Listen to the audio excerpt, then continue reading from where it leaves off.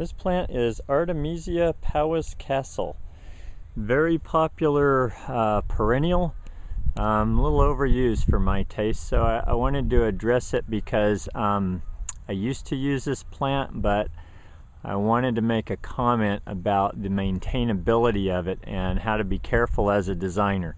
Again, as a designer, we don't want to create headaches for our clients in our designs, and this plant gets much larger than most designers seem to understand. I saw this place about 18 inches on center.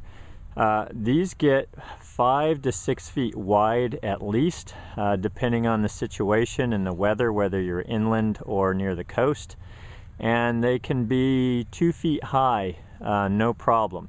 So that's a big plant, and people trying to put these in as a little accent because they're small when they go in.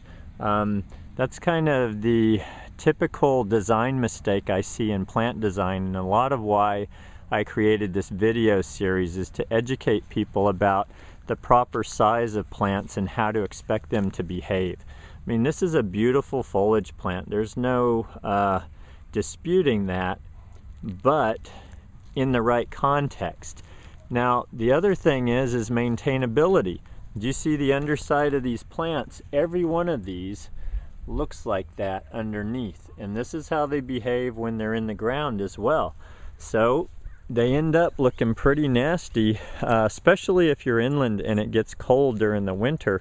What happens is the whole plant looks really bad during the winter, and they need a good haircut. They basically need to be sheared down almost to the ground, and they'll come back from that. They're fairly cold hardy. I'd say mid-20s is safe with this plant. I've grown them in that situation. But then you've got a big area that's bare for the winter, or if you leave this untouched, what you're going to be looking at is this kind of a mess. So just be aware of that. You know, there's so many perennials that I used to use when I was learning plants that I don't use anymore, and it's because most of our clients don't want to deal with deadheading.